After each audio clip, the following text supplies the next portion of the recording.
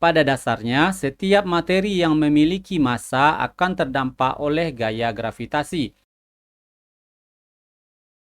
Assalamualaikum warahmatullahi wabarakatuh. Selamat datang di YouTube channel Hendarto Travelite. Bagi teman-teman yang baru menonton, di channel ini saya membahas video pembelajaran serta konten edukatif lainnya. Video yang sedang teman-teman tonton sekarang membahas tentang uji pemahaman mata pelajaran Ilmu Pengetahuan Alam dan Sosial kelas 5 SD Kurikulum Merdeka. Perlu teman-teman ketahui, IPAS kelas 5 SD terdiri dari 8 bab. Kita akan bahas semua uji pemahaman IPAS kelas 5 ini mulai dari bab 1 sampai dengan bab 8. Sekarang kita lanjut ke videonya.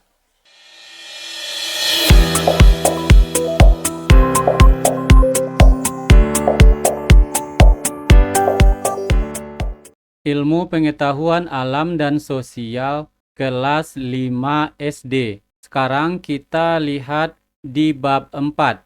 Wah, keren banget ya. Iya, aku baru tahu kalau bumi kita sebesar itu. Bab 4. Berkenalan dengan bumi kita. Di bulan Mei tahun 2020 lalu, dua orang manusia bernama Bob Behnken dan Doug Hurley berhasil diterbangkan ke luar angkasa menggunakan pesawat khusus. Nah, gambar di atas merupakan tampilan bumi dari luar angkasa. Bentuknya bulat dan agak sedikit menonjol di bagian tengah. Bumi tempat tinggal kita ini memiliki luas sekitar 510 juta kilometer persegi. Luasnya setara dengan 10 miliar lapangan sepak bola. Wah, luas sekali ya. Lalu, ada apa saja di permukaan bumi kita? Mana yang lebih banyak, dataran atau perairan? Mari kita cari tahu pada bab ini. Tujuan pembelajaran. 1.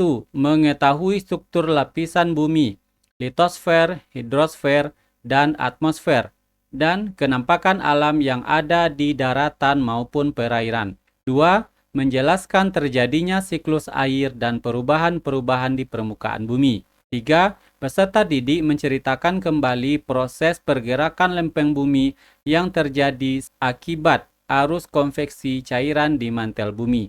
Kita langsung ke uji pemahamannya. Bab 4, halaman 107 sampai dengan 128. Untuk uji pemahamannya ada di halaman 128. A. Benarkah pernyataan ini? Salinlah kalimat berikut pada buku tugas. Lalu berikan keterangan benar jika menurut kalian pernyataan ini benar. Berikan keterangan salah jika menurut kalian pernyataan ini salah. Sertakan juga alasan dari jawaban kalian. 1. Bagian daratan di bumi diistilahkan dengan hidrosfer. Jawab, salah. Alasannya, bagian dataran bumi disebut dengan litosfer.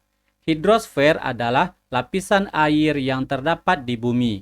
2. Proses penguapan air dalam siklus air hanya terjadi di laut. Jawabnya, salah. Alasannya, bagian dataran bumi disebut dengan litosfer. Hidrosfer adalah lapisan air yang terdapat di permukaan bumi. 3. Bagian lembah selalu lebih rendah dibandingkan dengan puncak gunung. Jawab, benar. Alasannya, lembah merupakan dataran rendah yang berada di sekitar gunung. 4. Danau merupakan salah satu bagian dari hidrosfer. Jawab, benar. Alasannya, yang termasuk dalam hidrosfer antara lain sungai, danau, rawa, dan laut. 5. Jika tidak ada atmosfer, maka kehidupan di bumi akan musnah. Jawab, benar. Alasannya, dalam lapisan atmosfer terdapat lapisan troposfer yang berisi oksigen untuk kebutuhan makhluk hidup bernapas. Terdapat pula lapisan ozon yang mengurangi intensitas sinar ultraviolet dari matahari sehingga suhu di bumi tidak terlalu panas. Kita lanjutkan ke soal yang B, uji pemahaman yang B. B. Jawablah pernyataan berikut ini. 1. Sungai memiliki peran yang sangat penting bagi kehidupan kita. Sungai selalu mengalir dari tempat yang berada di dataran tinggi ke dataran yang lebih rendah.